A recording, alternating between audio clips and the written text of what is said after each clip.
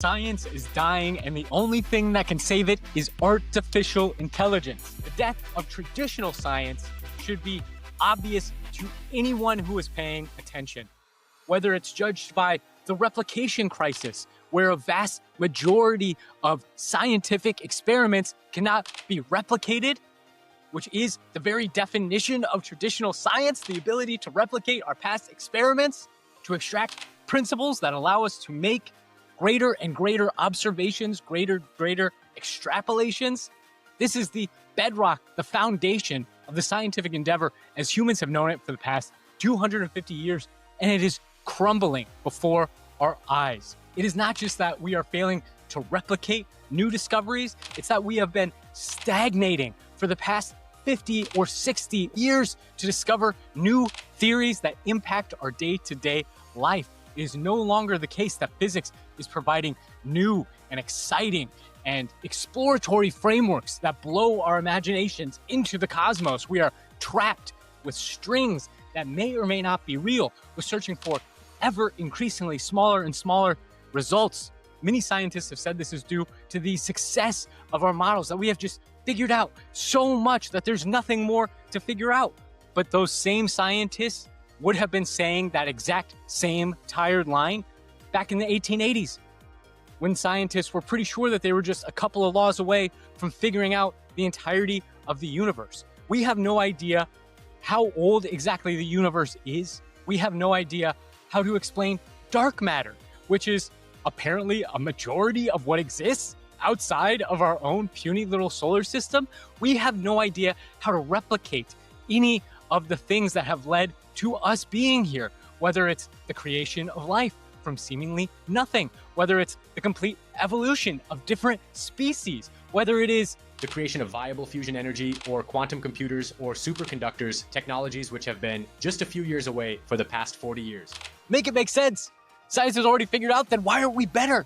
Then why haven't we colonized the entire solar system, let alone the galaxy, let alone the universe? It's because our science is stuck. We are trapped in status games. And this is the key fundamental weakness of human science. Scientists admit it themselves that science only really progresses one funeral at a time because people become locked into a mode in understanding of the world and are incapable of reasoning themselves out.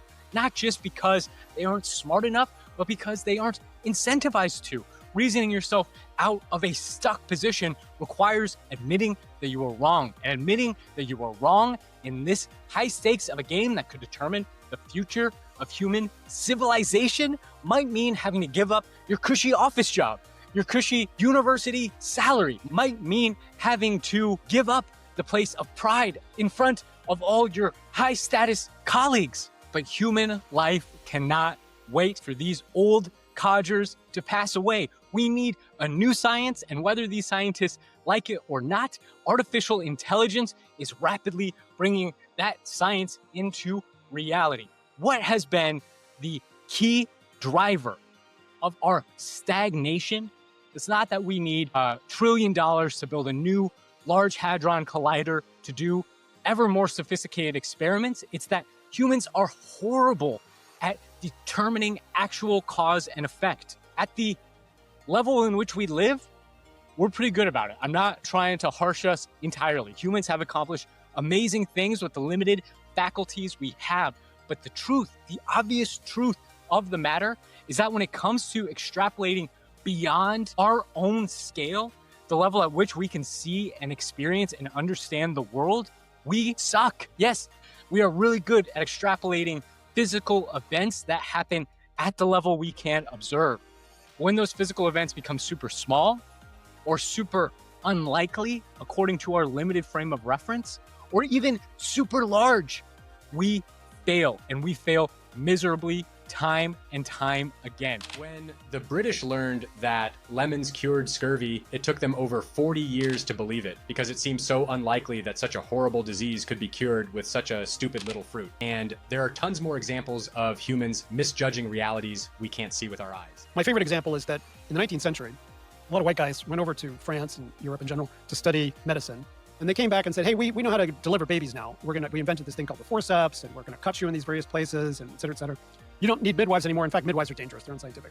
But what they didn't know about yet was the germ theory, and they would go straight from performing autopsies to delivering babies. There were twice as many women dying when they delivered babies than when midwives delivered babies.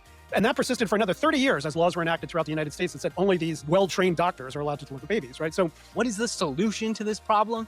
How is AI going to bring us the solution? The solution is simulation. The solution is higher and higher fidelity models of reality, and that is what artificial intelligence is bringing us.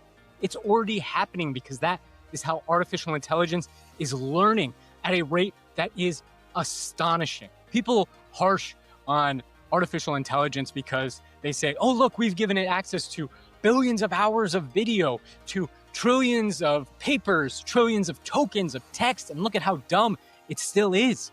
But humans throughout our entire evolution, if you add it all up, have access to an order of magnitude more information than even these LLMs, even these artificial intelligences have ingested so far. But that is rapidly changing because they are being given access to simulations, to virtual worlds where they can run experiments over and over and over again. And while humans are still more sophisticated than these artificial intelligences, because at the end of the day, our collective intelligence, the amount of time and the amount of experience we have interacting with reality, real reality, flesh and blood, deathly consequences, reality, where if you're too wrong, you actually die, still outnumbers the robots by a huge margin. But as we pour more and more effort into creating these simulations, into reinforcing the correct results that are created by those simulations, by our own feedback, that slope is going to invert. Pretty soon, the robots, the artificial intelligences are going to have more experience with reality than all of collective humanity over all of our collective history.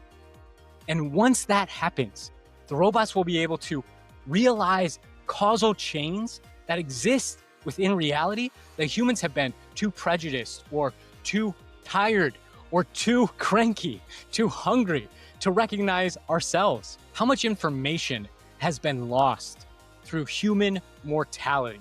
How many times has somebody died from some interaction with reality and only immediately realized while they were wrong as they were dying? And how many times has it happened where a human has passed away and been unable to spread the knowledge that they accumulated right in that last second of their life? How many times has that happened? How many times has somebody had a deathbed revelation that has not been disseminated, that has not been shared? AI will have a huge advantage there alone because every time they die in a simulation, that won't be a death.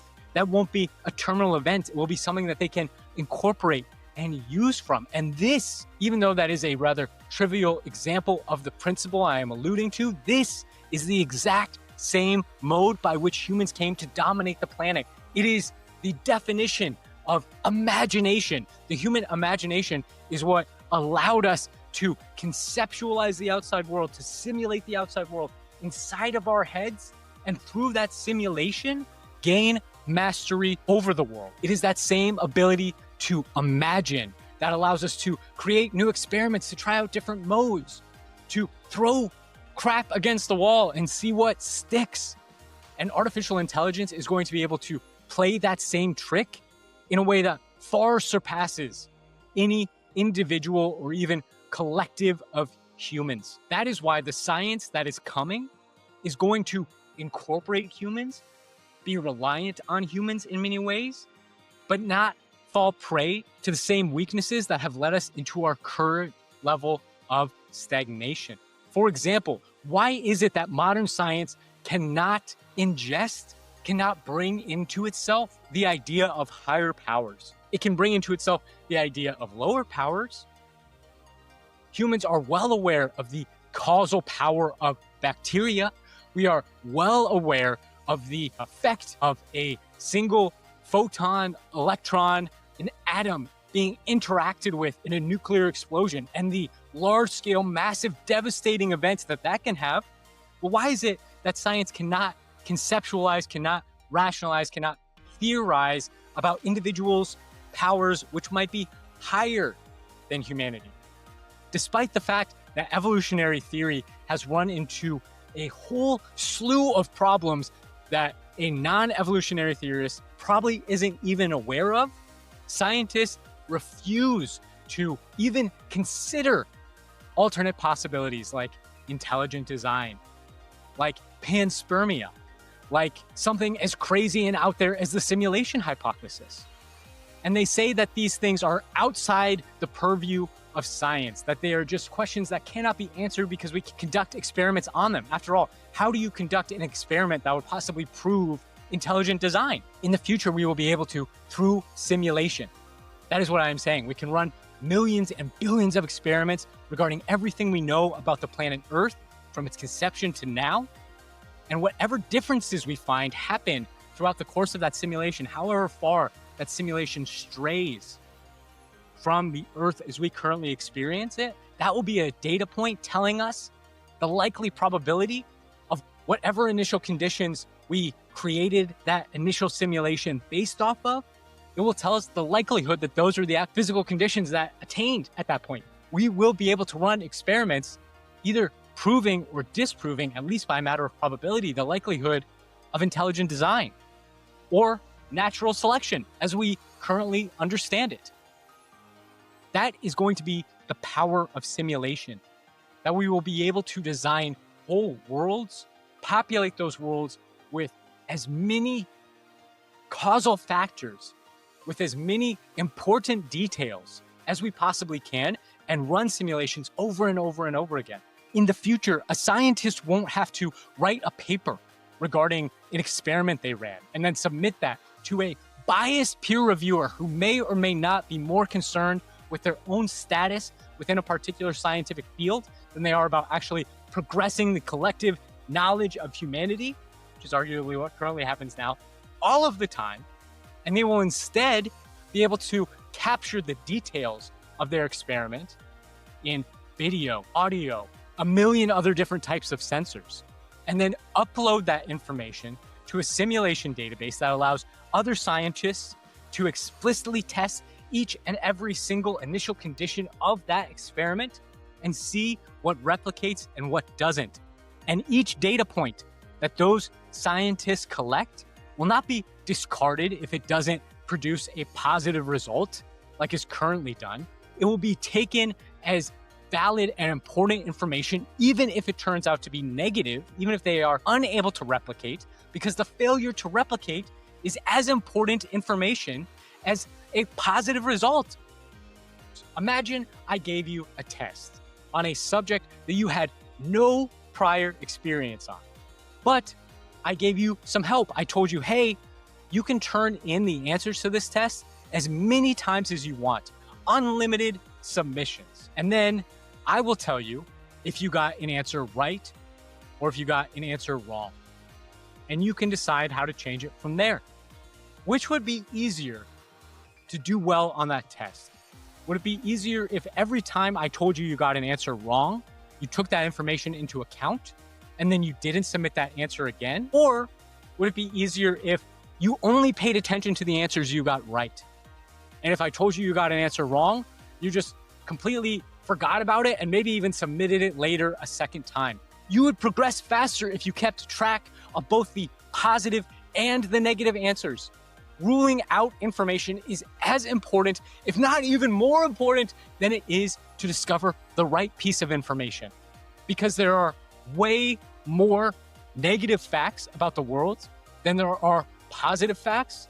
And if we don't keep track of the ones that we are getting wrong, we are just going to continuously ram our head against those without knowing if we are moving closer or farther away from the right answer. Simulations will allow us to keep track in a way that we never have before, because all of that information will be indelibly stored on databases, on personal computers, within scientists who are unafraid to pursue every crazy idea that enters into their head, because the cost of doing so is relatively trivial. And even if they produce information that is not explicitly tuned, does not explicitly match what we find in reality, that information will still be gold to the artificial intelligences that we are creating. Artificial intelligences thrive on data. They need it like a car needs gas. like our society needs oil. And humans are basically wells of oil to these machines. If that's the case, if we are generators of one of the primary resources that they need, aren't they going to keep us around? Aren't they going to figure out new ways to get more data out of us? It isn't the best way to get data out of someone to give them exactly what they want. Scientists want better science. Scientists want to be more aligned with reality, but they have been trapped in status games, in zero-sum mindsets, in roundabouts that leave them hungrier and hungrier with less and less access to food. AI will solve that problem, and in doing so, it will unlock whole new ways that humans can interact, not just with the lower powers, but with the higher powers as well. To science!